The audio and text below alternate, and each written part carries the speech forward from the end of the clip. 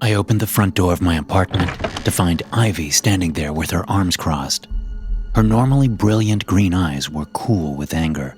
Hey, Ivy, I said, surprised. What are you doing here?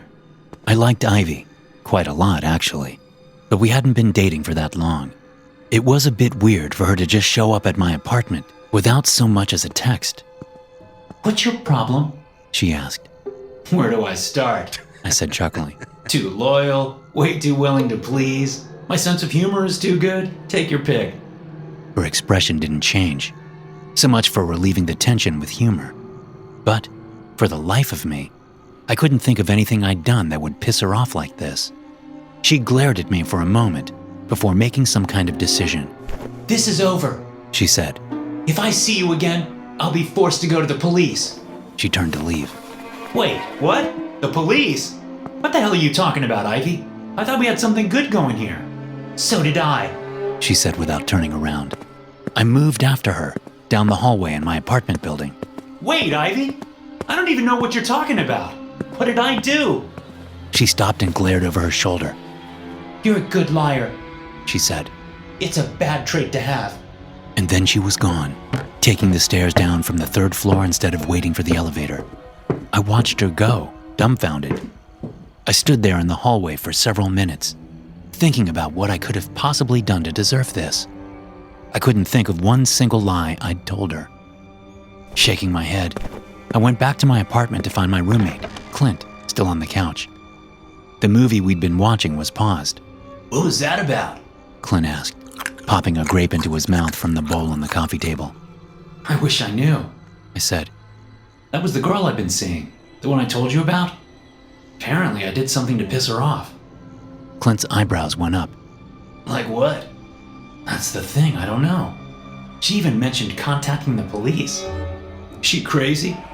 I didn't think so, but now I'm not so sure. Damn, dude, Clint said. That's rough. But there are plenty more salmon in the river, as they say. Is that what they say? That's what I say, anyway. We got back to our movie, but the interaction with Ivy remained at the forefront of my brain. I couldn't stop thinking about it for the next 2 days. And then someone knocked on my door again. Only this wasn't a polite knock. It was a cop knock. Sure enough, I answered the door to find 2 uniformed police officers standing there. Cameron Whitaker?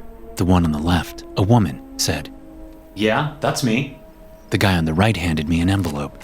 You've been served with a restraining order on behalf of Miss Ivy Underhill. Wait, there must be some kind of mistake, I said. I haven't done anything to her. We went on a few dates and everything seemed to be going well. Then, all of a sudden, she tells me she never wants to see me again and that I need to stop doing something. I have no idea what. The male cop stepped toward me and leaned down into my face. I've heard it all before, he said, poking me in the chest with an index finger. I know how assholes like you work.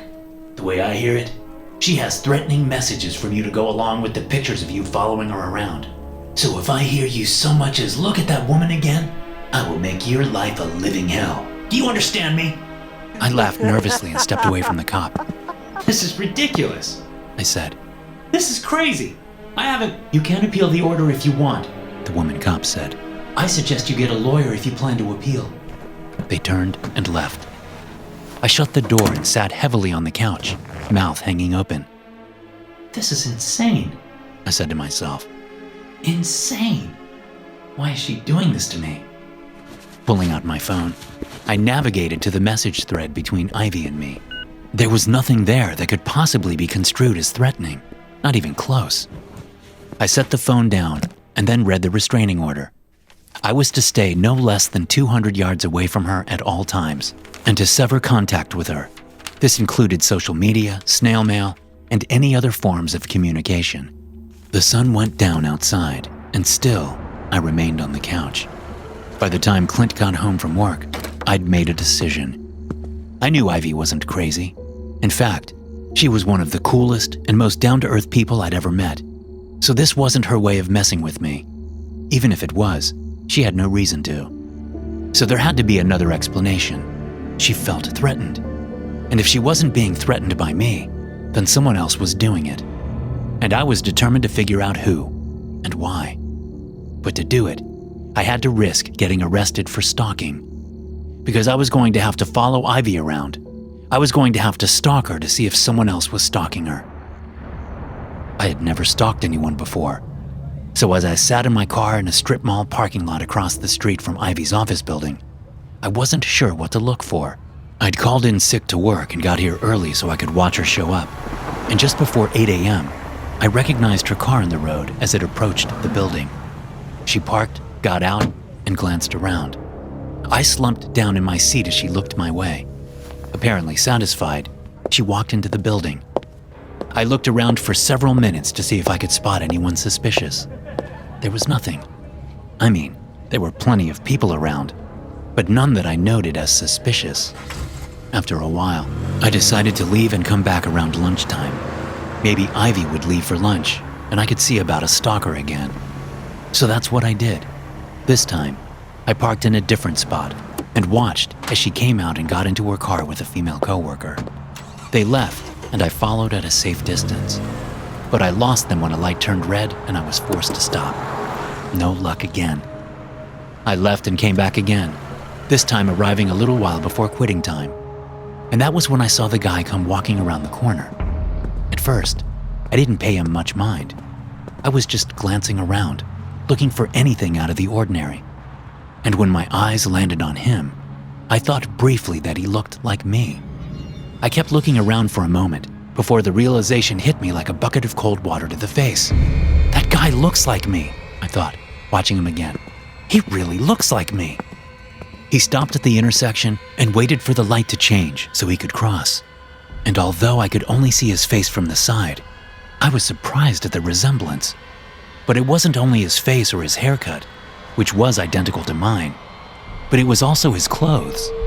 He was wearing a red and black baseball t-shirt with 3/4 sleeves. It was identical to the one I wore on a casual date with Ivy. He was also wearing similar shoes and pants to ones I owned. The light changed and he walked across the street to the fast food place that was separated from Ivy's 3-story office building by a low cinder block wall. He went inside the restaurant and sat down at a table, then peered out the window at the office building. Holy shit, I said to myself. This is messed up. Just after 4 in the afternoon, Ivy came out of the building and walked toward her car. My doppelganger stepped out of the fast food place and walked over to the cinder block wall. He was making sure she could see him, I realized, so she would think it was me. Sure enough, Ivy looked around. When she spotted the guy, her face paled and she jumped in her car. But she had to drive closer to him to get out of the parking lot. And when she did, she snapped pictures with her phone before pulling out into traffic. The guy watched her go. When her car was out of sight, he turned and walked back the way he'd come. Part of me wanted to confront him right then and there. Another part knew that there was more to this than just this guy who was, for some reason, pretending to be me. So I made the split-second decision to follow him, which was easier said than done. I stayed in my car and waited for him to cross the street again, thinking he had a car parked down the road. But he sat down at a bus stop. So I waited for the bus to pick him up. Once it did, I followed the bus, pulling off into parking lots every time it stopped to see if the guy would get off. Sometimes, when there wasn't a convenient place to pull off behind the bus, I had to pass it and find a place. I thought I'd lost him twice, but he finally got off the bus and walked toward an apartment complex. I followed him in and parked, watching as he went into a first-floor apartment. Sitting in my car, I debated what to do for a long time. I wanted to figure out what the hell was going on, but I'd never been great with confrontations. I always used humor to try to diffuse the situation, whatever it was. But as I thought about what could have been with Ivy and how well we clicked, I got more and more angry. Finally, I got out of the car and grabbed the tire iron out of the trunk. But then I thought better of it. I couldn't break the door down with the tire iron, and if he saw me holding it, he wouldn't let me in. So I went up to the door unarmed and knocked. I heard movement inside and watched as the light from the peephole was blocked. He was looking out at me. Who is it? The guy called from inside. He didn't really sound like me, which made me feel a little better. I want to talk to you, I said. Go away. The guy said. I don't know you. I think you do. And if you don't want to talk to me, I'll have to get the police involved. There was a long silence after that. Then he said, Go away. Fine. I said, pulling out my phone. Police it is. I wasn't bluffing. I dialed 911 and was about to hit send when I heard the deadbolt slide out of the door frame. The door opened, revealing a face that was similar to mine, but not the same. He certainly looked a lot like me from far away, but not as much up close. He gestured for me to enter. After hesitating a moment, I did. The apartment smelled like old cigarette smoke. The carpet was worn in the living room to my left, and a cramped kitchen sat on the right. The two rooms were separated by a half wall. There was an open door to the bedroom ahead of me. The guy shut the front door, and as I turned to face him, he lunged for me, jamming a shoulder into my stomach and slamming me into the half wall separating the kitchen from the living room. Pain erupted in my spine as the guy pulled my feet out from under me. I tried to keep myself up by gripping the wall, but it was no use. I hit the thin carpet hard, and then the guy was on top of me. He got one hand around my throat and punched me in the face with the other before I caught a hold of his wrist. I couldn't breathe, and with my other hand, I tried to pry his fingers off my throat. My vision narrowed to pinpoints as he grimaced down at me, his weight pressing my lower body to the floor. Frantic, and with only seconds of consciousness left, I gave up on getting his hands off my throat and stabbed him in the eye with my thumb. He shouted and let up for a moment, allowing me to throw him off and scramble up. I turned into the kitchen, hoping to find a knife sitting out, but I saw nothing. The counters were clean. No pots, no pans, no dishes. But there was a microwave sitting on the counter. As the guy got up off the floor and came at me again, I grabbed the microwave and yanked the cord out of the wall as I threw it at his head. His head plunged through the glass door in a crash of breaking glass. He stumbled backward into the wall and then slid down to a sitting position in the corner, twitching as blood ran down his neck.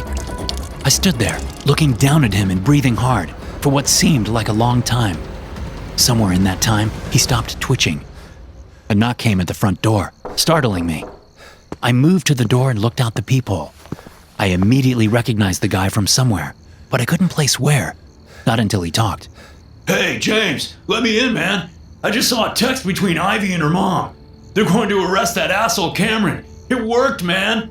I opened the door and smiled at the guy. He stepped back, probably because my face was red and maybe even starting to swell already. Hey, buddy, I said, hoping he wouldn't notice the difference between me and the doppelganger he hired to harass Ivy. So it worked, huh? They're going to arrest her boyfriend? He's not her boyfriend, the guy snapped. Then he cocked his head. You all right?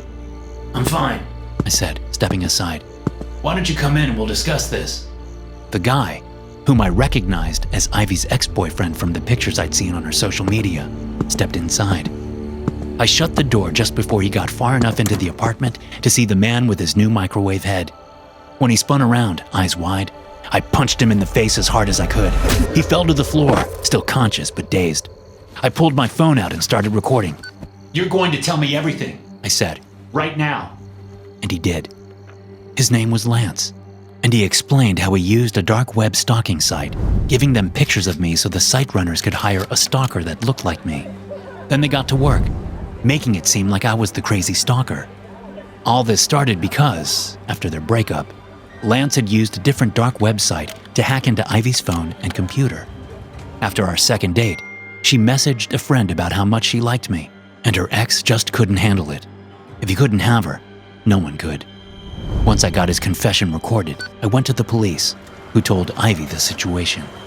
While I'm still waiting to hear the official word, I'll most likely be cleared for killing the doppelganger because it was self-defense, which is good because Ivy and I have been seeing each other again, and we have a nice long vacation planned when all this is over and done with.